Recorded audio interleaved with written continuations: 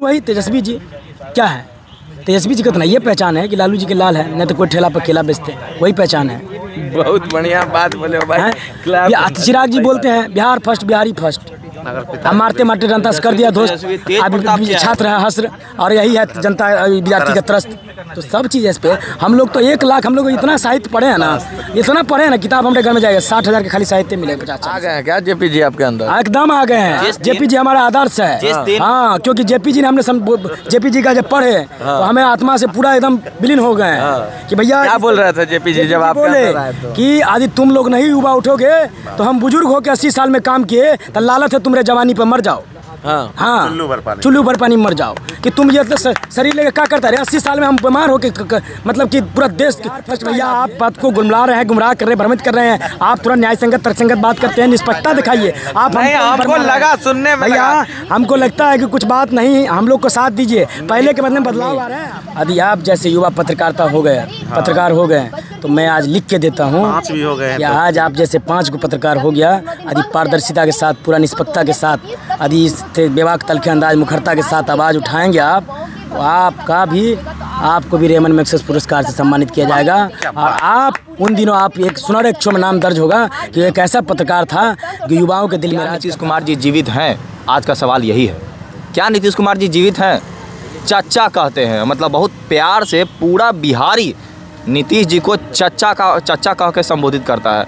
वो चाचा क्या चाचा है, कैसा चाचा है जिसकी भतीजी लगभग 70 दिनों से यहाँ बैठा हुआ है। एक बार झक मारने और झांकी मारने। माफिया कौन है? अरे शिक्षा माफिया है कौन? समझ रहे ना? खुद आरोप है, वो खुद ही क्या जांच करेंगे पूरी। नमस्कार, स्वागत है आपका खबर फर्स्ट में। मैं आशुतोष। 2 मार्च को पटना चलो। जी हाँ, आयशा ने, ऑल इंडिया स्टूडेंट्स एसोसिएशन ने यह आह्वान किया है कि 2 मार्च को सभी युवा पटना आइए। पटना आकर क्या करेंगे ये भी जानेंगे, सारी चीज़ें पर बात होगी। लेकिन सबसे पहले नीतीश भाई, सवाल ये है कि 2 मार्च को पटना आना बहुत कुछ बयां कर रहा है अपने आप में। देखिए, शुरू संडे है 2 मार्च, 3 मार्च मंडे है, तो मंडे की तैयारी संडे को तो नहीं होगी? नहीं, ऐसा कुछ नहीं है। ये जुटान जो है इनका है, ऐसा और आरवाई का है, और ये आंदोलनों का जुटान है। ये मतलब जो महाजुटान का महाजुटान है। जो प्रोटेस्ट चल रहा है पूरे बिहार भर में, उसका अपना एक जुटान है।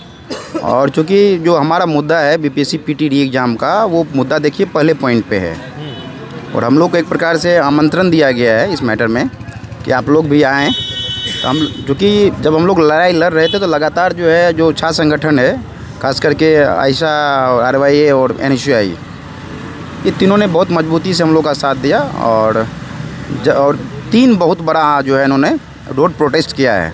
एक बार शायद विधानसभा घेराव का काम इनका रहा, एक बार मुख्यमंत्री आवास का भी घेराव का इनका रहा है, और एक और रहा है इनका। और समस्तीपुर आप देखेंगे, जहाँ भी मुख्यमंत्री जी का प्रगति यात्रा रहा, मुख्यमंत्री जी के नाक में दम कर दिया गया, दम किया जो है छात्र संगठनों ने। विशेष करके हम नाम लेना चाहेंगे समस्तीपुर का, आरा का, बेगूसराय में तो पहले डिटेन कर लिया गया।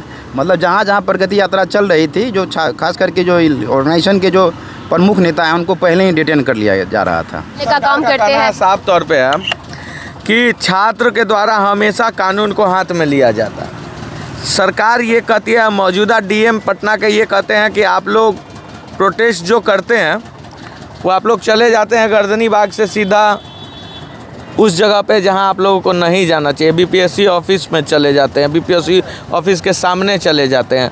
तो ऐसा अगर काम कीजिएगा तो सरकार तो लाठी चलाएगी। सरकार की क्या काम होती है? सरकार की काम होती है कि एग्ज़ाम जो ले रहे हैं उनकी जो जिस तरीके से भी गलत नीतियां जो ला रहे हैं, जिस तरीके से भी ले रहे हैं, तो उनके ऊपर कार्रवाई होनी चाहिए। जैसे कोई एग्ज़ाम देने के लिए जाते हैं, अगर उनमें कोई भी कदाचार दिखता है तो सबसे पहले आप उसको रेस्टिगेट करते हैं, आपको उनको एग्ज़ाम से बाहर कर देते हैं। तो जब आपके एक नियम कानून में आता है, तो जब कोई अध्यक्ष के ऊपर भ्रष्टाचार है और अनियमितता दिखा है तो उनके ऊपर क्या कार्रवाई करे? तो सरकार अपनी काम को कर रही है? बिल्कुल नहीं कर रही है।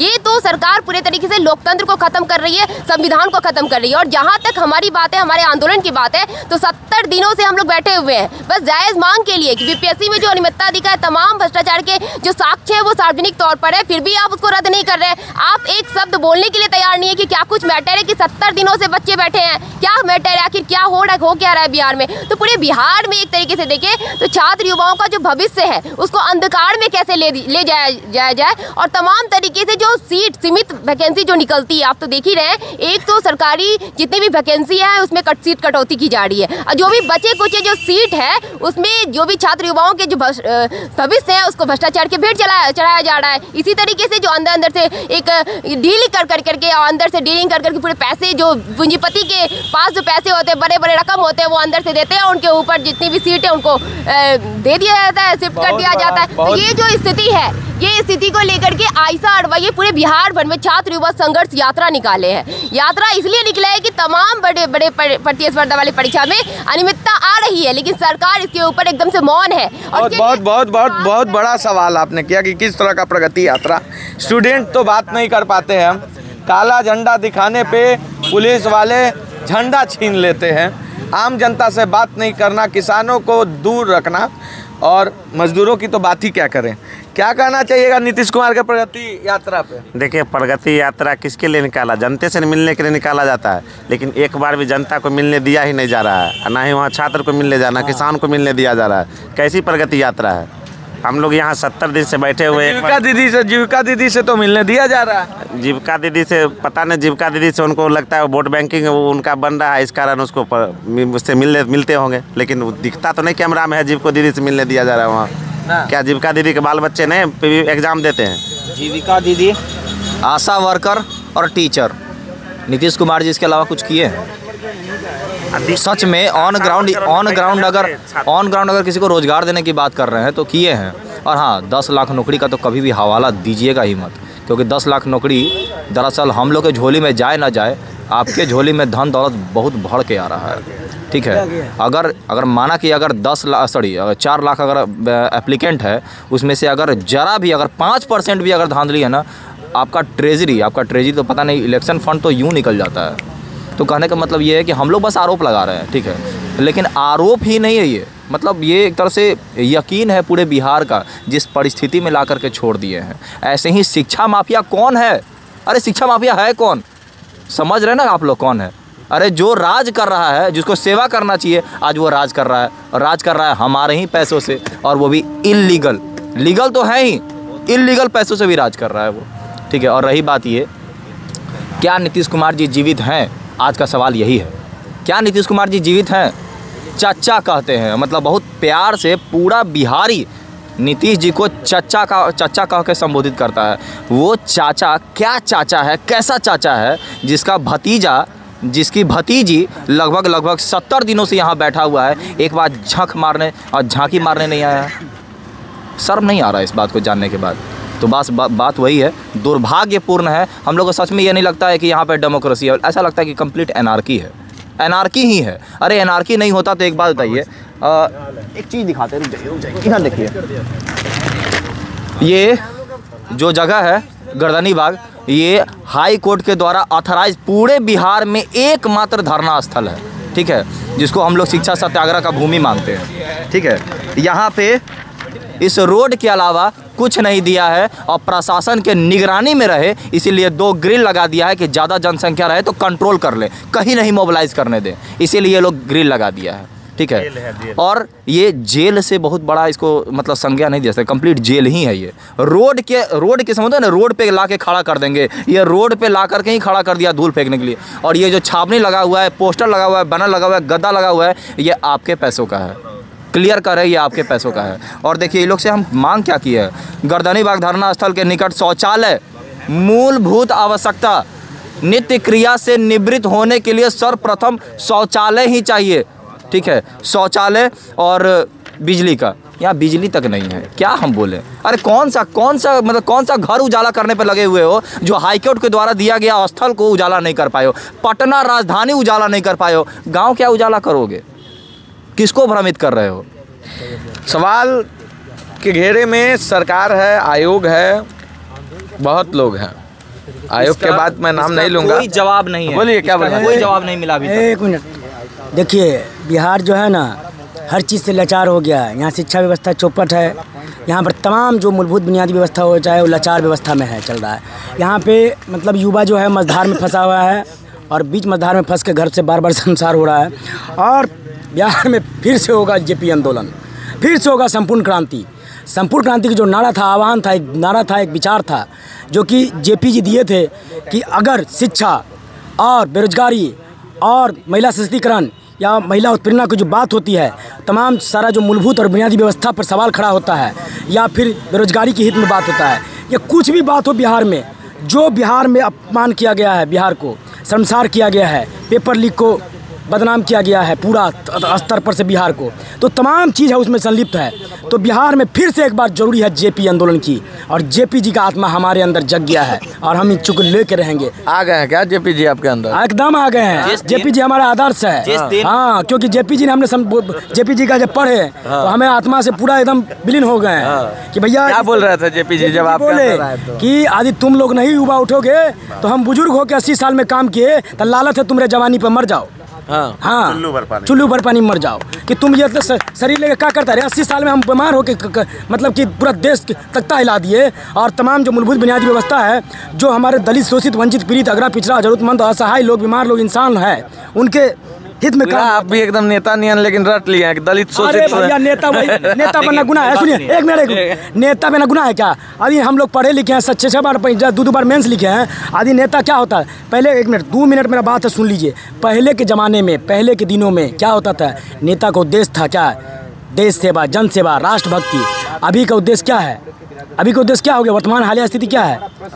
अपने सुनिए, सबसे पहले अभी का उद्देश्य है धन संपत्ति, खूब अकूत संपत्ति बनाना, और इज्जत, मान, मर्यादा, स्वाभिमान और पद प्रतिष्ठा कमाना तक ही सीमित रह गया है। तो ऐसे में हमारे देश का जो है ना संविधान खोखला हो गया है, और यहाँ का जो नेता है ना नौकरशाह, आप ही जैसा जोश कभी लालू यादव को भी था, नीतीश कुमार और रामविलास को भी। अरे भैया, और वो लोग भी गाँव से उठा था, भैंस चरा के लालू जी आए थे, याद रखिएगा। आप तो कलम डुला रहे हैं। एक बात जानिए, सुन लीजिए, नीतीश जी इंजीनियरिंग करके आए थे, लेकिन आज वो नीतीश जी खामोश हैं।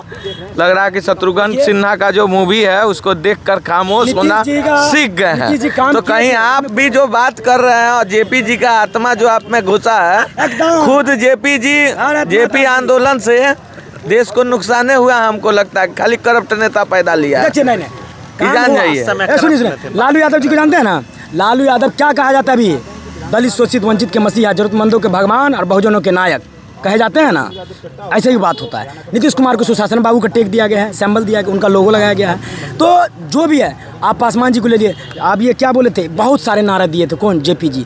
जेपी जी से हम बहुत प्रभावित, प्रेरित हैं, और जेपी जी की भी जरूरत है। कर्पूरी ठाकुर की धरती को तो चोरी की धरती बना दिया गया है, क्या बोलते हैं, आर्यभट्ट की धरती को अपराध की धरती बना दिया गया है। बिहार फर्स्ट भैया, आप बात को गुमराह रहे हैं, गुमराह कर रहे हैं, भ्रमित कर रहे हैं। आप थोड़ा न्याय संगत, तर्कसंगत बात करते हैं, निष्पक्षता दिखाइए। आप हमको लगा सुनने में, भैया हमको लगता है कि कुछ बात नहीं, हम लोग को साथ दीजिए। पहले के बदले में बदलाव आ रहे हैं। आप कुछ जो बोल रहे हैं हमको सुनिए ना। मेरा तो क्या किया जाना है, मनु परमार, कल मनु परमार पे कंडेम टॉप कोर्ट वाला वीडियो चला है तो टेक डाउन कर दिया, हटवा दिया है। उसको डर लगता है हमसे, इतना बड़ा मोगड़ा निकल गया है। तो हमको बोलिएगा, हम जो लड़ाई लड़ रहे हैं, जान जाइए। 30 साल हो गया ना हम लोग का, 31वां चल रहा है। 1 तारीख को बर्थडे है, आइएगा एकदम। हलवा खिलाएंगे, केक का पैसा तो नहीं, में ही मनेगा। हाँ, हलवा केक का तो पैसा नहीं रहता है, हलवा खिलाएंगे। भाई आपका है ना, वो केक कटेगा। 1 तारीख बर्थडे है मेरा।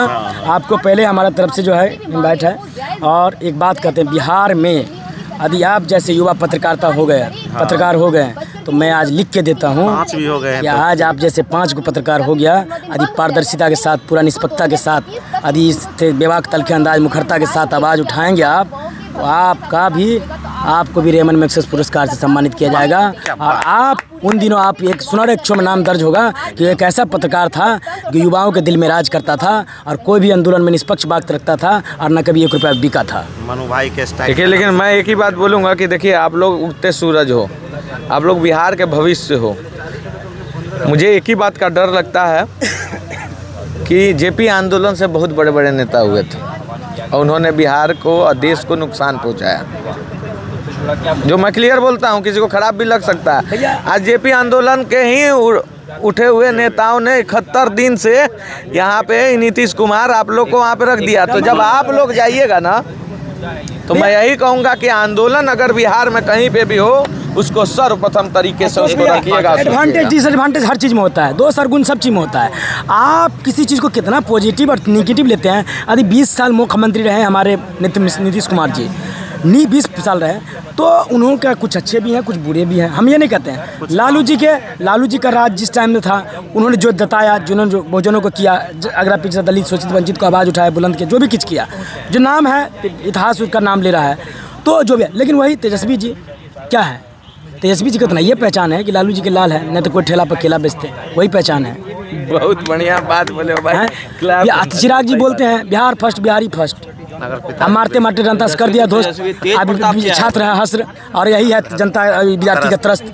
तो सब चीज़ इस पे हम लोग तो 1 लाख, हम लोग इतना साहित्य पढ़े हैं ना, इतना पढ़े हैं ना, किताब हमारे घर में जाएगा 60,000 के खाली साहित्य मिलेगा, 50-40 हज़ार का, खूब पढ़े हैं, तब ना 30 हो गया है। ऐसा ही हम लोग कहते हैं, आप लोग को गाँव में कहता है अरे ब्याह नहीं कर वही यार, हमको लिए ना कभी नहीं करेंगे, देख लीजिए हम शादी नहीं करेंगे। क्यों? हम चाहते हैं कि हम लोग से नहीं, पूरा युवाओं के साथ में काम होना चाहिए, क्योंकि हम लोग राण रंडवा विधवा विधुर रह जाएंगे, लेकिन युवाओं के हित में काम करेंगे। हाँ, काम करेंगे भाई, काम करेंगे। हाँ, मर जाएंगे, लेकिन जेपी जी के अब तो जेपी जी का आत्मा ही आप में घुस गया, तो मरने का तो बात ही खत्म है। इनकलाब जिंदाबाद, युवा शक्ति जिंदाबाद, छात्र एकता जिंदाबाद, सत्यमेव जयते। देख सकते हैं कि देखिए अब थोड़ा सा माहौल को देखिए, बहुत अच्छा माहौल को, जो टेंस माहौल रहता है इसमें जब ऐसा रिपोर्टिंग होता है ना, तो माहौल बदलता है, फिजाएं बदलती है, और यही फिजाएं ना इनमें जोश जुनून जज्बा को भरती है। बहुत मुश्किल से रहते हैं, लेकिन देख रहे हैं ना कितने प्यार से ये लोग रहते हैं, हंसते हैं, खेलते हैं अपने में आप में, और उसके बाद उस गम को पी जाते हैं, जो गम आयोग और शासन प्रशासन के द्वारा इन पे दिया जाता है।